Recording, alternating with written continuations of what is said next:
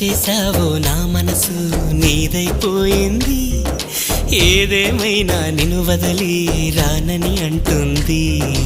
ఏం చేసావో నా ప్రాణం నీ చుట్టే ఉంది, ఏదేమైనా జీవితమే నీతని చెబుతుంది.